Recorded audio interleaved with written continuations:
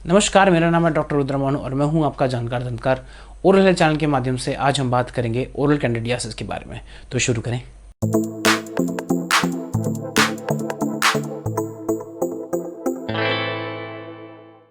तो आज मैं बात करने वाला हूँ एक बहुत इंपॉर्टेंट टॉपिक और बहुत कॉमन टॉपिक के बारे में। एक सरल सा लीजन होता है जिसको हम बोलते हैं कैंडिडियासिस। आपने आजकल न्यूज़ में सुना होगा कुछ फंगस, ब्लैक फंगस और ये सब चीज़ें हैं।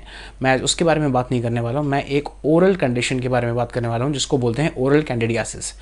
ओरल कैंडिडियासिस बेसिकली आपकी ओरल कैविटी में एक फंगल लीजन होता है जो बहुत कॉमन होता है। यूजुअली ये लीजन जो है या तो अर्ली लाइफ में, यानी कि जब आप बहुत छोटे होते हो उस टाइम पे होता है, या बहुत लेट लाइफ में होता है। और इसके बहुत सारे प्री डिस्पोजिंग कंडीशंस, यानी कि आपकी कोई ऐसी हेल्थ कंडीशंस हो जिसकी वजह से आपकी इसकी ससेप्टिबिलिटी बढ़ जाती है। तो आज हम इसी बारे में बात करेंगे।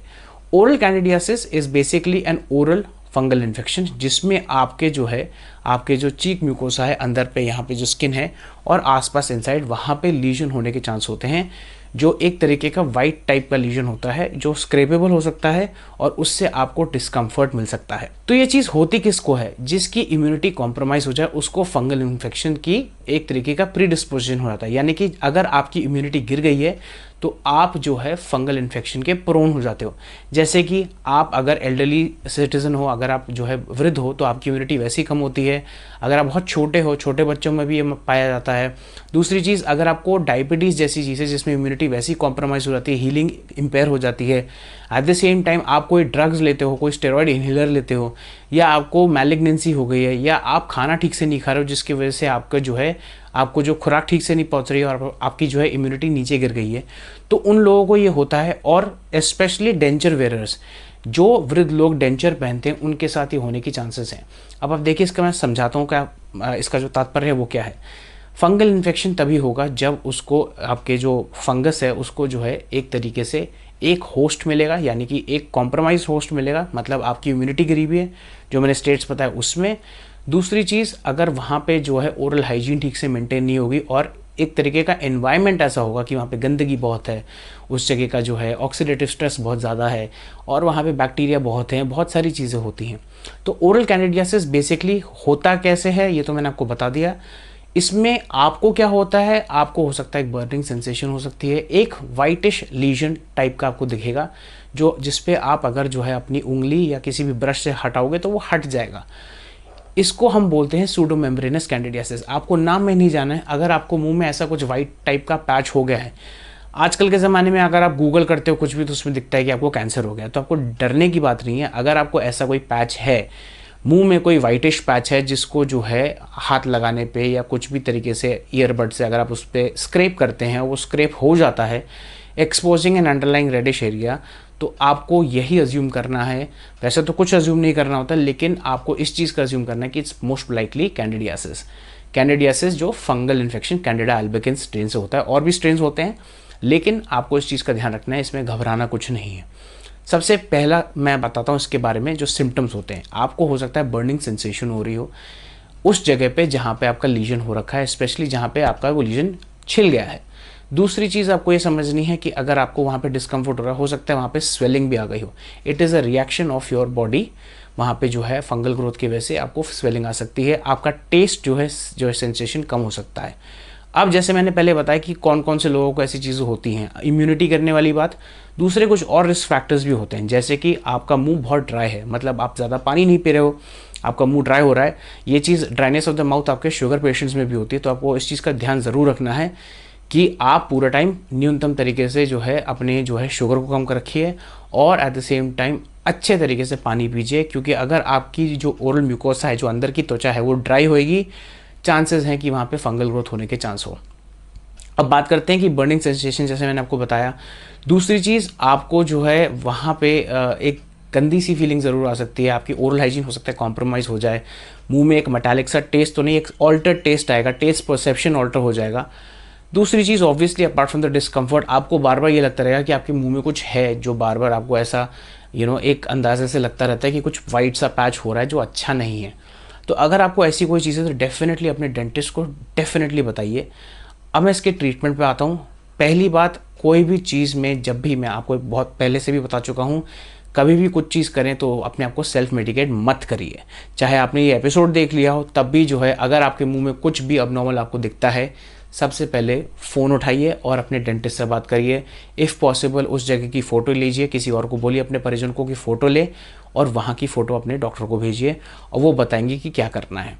अब देखिए, वैसे तो पता चल जाता है जब डॉक्टर आपके साथ कंसल्ट करते हैं, देख के ही हमें पता चल जाता है, हमारी ट्रेनिंग ऐसी हो रखी होती है कि ये मोस्ट लाइकली कैंडिडियासिस है। सबसे पहली चीज़ हम क्या करेंगे, हम आपको पूछेंगे आपका हेल्थ स्टेटस, आपका पूछेंगे कि आपके शुगर कैसी है, कोई आपको बीमारी तो नहीं है। दूसरी चीज़, आपको जो है मुंह सूखता है कि नहीं सूखता है। एट द सेम टाइम आपकी शुगर ज़्यादा है, वो भी एक प्री डिस्पोजिंग यानी कि एक रिस्क फैक्टर भी है कि जिसकी वजह से आपको जो है कैंडिडियासिस होने के चांस होते हैं। दूसरी चीज़, एस्थमेटिक्स जो स्टेरॉयड इन्हेलर लेते हैं, उन लोगों का भी मुंह बहुत सूखता है जिसकी वजह से उनको जो है कैंडिडियासिस हो सकता है। अब बात करते हैं हम इसकी ट्रीटमेंट की। जब एक बार ये डायग्नोस हो गया, हिस्ट्री के बाद, एग्जामिनेशन के बाद, जो डेंटिस्ट का काम है, आपको डायग्नोस नहीं करना है। उसके बाद आपको ये देखना है कि वो आपको क्या देते हैं। सबसे पहले वो आपको कुछ लाइफस्टाइल मॉडिफिकेशंस बताएंगे। अगर आप स्मोकर तो स्मोकिंग कम करने को बोलेंगे। अगर आपकी शुगर बढ़ी हुई है और दवाई ले रहे हो तो हो सकता है कि आपको आगे जाके अपनी थोड़ी सी शुगर की मेडिकेशंस चेंज करनी पड़े अपने डायबिटोलॉजिस्ट या जनरल फिजिशियन से बात करके। तीसरी चीज़, पानी बहुत पीना चाहिए। आपको पानी बहुत पीना चाहिए इस टाइम पर, क्योंकि वो इसी चीज़ पे कारगर रहते हैं जो फंगल ग्रोथ होते हैं, कि जितना ड्राई माउथ होगा उतनी ससेप्टेबिलिटी होगी वहाँ पे फंगल ग्रोथ की। और उसके बाद आपको कुछ रिंसेस दे सकते हैं। आपको एक टॉपिकल जेल देंगे, एक एंटी फंगल जेल या क्रीम देंगे जो आप लगा सकते हैं। उसको लगाने को बोलेंगे at least about 5 to 7 days depending upon any doctor जो आपको दे रहा है। अगर ज़रूरत पड़े ऑब्वियसली वो आपको ओरल एंटी फंगल टैबलेट्स भी दे सकते हैं, बट उससे पहले आपको अपने LFT KFT कराना ज़रूरी है, क्योंकि एंटी फंगल ड्रग्स जो है उनके कुछ सिस्टमिक साइड इफ़ेक्ट्स भी होते हैं, वो आपके लिवर और किडनी को अफेक्ट कर सकते हैं। अगर आपका किडनी फंक्शन ठीक है, लिवर फंक्शन ठीक है, तो आप ले सकते हैं ओनली एंड ओनली आफ्टर, अगर आपको जो है आपके डेंटिस्ट ने जो है आपका LFT KFT करा के वेरीफाई कर लिया है और आप जो है टॉपिकल एंटी फंगल जेल से आपको आराम नहीं मिल रहा है। वैसे 3 से 7 दिन में आपको आराम मिलना शुरू हो जाएगा। आपको लगेगा कि वो धीरे धीरे करके उसकी परत निकल रही है, डरने की कोई बात नहीं है, इसका मतलब वो हील हो रहा है। और दूसरी बात, एक और टाइप का कैंडिडियासिस मैं बताता हूँ जो यहाँ हो जाता है, जिसको हम बोलते हैं एंगुलर किलाइटिस। ये जनरली उन लोगों के साथ होता है जिनको विटामिन B डेफिशिएंसी होती है, उनके साथ अलग सिम्टम्स भी होते हैं। और एट द सेम टाइम अगर जो डेंचर वेयर है, डेंचर वेयर का मैं आपको सीधा सा फंडा बताता हूँ कि आप डेंचर पहनते हैं तो over period of time denture आपके मसल्स या मस्तिष्क और हड्डी पे प्रेशर डाल डाल के उसको घटा देते हैं, जिसकी वजह से डेंचर ढीले हो जाते हैं और आपका मुंह नीचे ड्रूप कर जाता है। यहाँ पे ये कॉर्नर पे जब मुंह नीचे ड्रूप करता है तो यहाँ पे एक फोल्ड बन जाता है। इस फोल्ड में आपका जो थूक है वो वहाँ जम के उसके बाद वहाँ पे एक ऐसा एनवायरनमेंट क्रिएट हो जाता है जिसकी वजह से वहाँ पे फंगल ग्रोथ हो जाती है और आपको फिर वहाँ पे ऐसा लगता है, जिसको हम कभी कभार बोलते हैं झूठन लग गई है। वो हो सकता है झूठन ना हो, वो बेसिकली फंगल ग्रोथ है जिसकी वजह से आपको वहाँ पे जो है एक तरीके का कट लगने लगा है। तो आपको उस चीज़ का ज़रूर ध्यान रखना है कि ऐसा ना हो। ये उन लोगों में बहुत है जिनके डेंचर्स होते हैं और जिनको विटामिन B डेफिशिएंसी होती है। तो ये चीज़ आपको हर समय ध्यान रखनी है। और ऊपर से अगर आपका जो ट्रीटमेंट के बारे में बात करें, इसकी प्रोग्नोसिस बहुत अच्छी होती है, कोई डरने की बात नहीं है। अगर ये सिस्टमिक कैंडिडियासिस में डेवलप कर जाता है, मतलब ये फंगल कहीं ट्रांसलोकेट करके बॉडी में चलाता है, तब थोड़ी सीरियस बात हो सकती है, लेकिन बहुत कम केसेस में ये सिर्फ यहीं तक लिमिटेड होता है। 1 हफ्ते में, 10 दिन में, 15 दिन में ये ठीक हो जाता है एंड उसके बाद आपको कोई सिम्टम्स नहीं रहेंगे। लेकिन इस चीज़ का ज़रूर ध्यान रखना है कि प्लीज़ सेल्फ मेडिकेट मत करिए और जब भी आपको ऐसा कुछ लगे डेंटिस्ट के पास ज़रूर जाइए। पानी अच्छे से पीजिए, अपनी ओरल हाइजीन ठीक से रखिए, वो बहुत ज़रूरी है। अपने डेंचर्स को ठीक से साफ़ करके रखिए। डेंचर को साफ़ करके रखना बहुत ज़रूरी है, क्योंकि डेंचर और आपकी जो म्यूकोस है अंदर में एक बार एक फिल्म बन गई एडिशन की, उसके बाद वहाँ पे फंगल ग्रोथ हो सकती है। तो डेंचर्स को अच्छे से साफ़ करना है।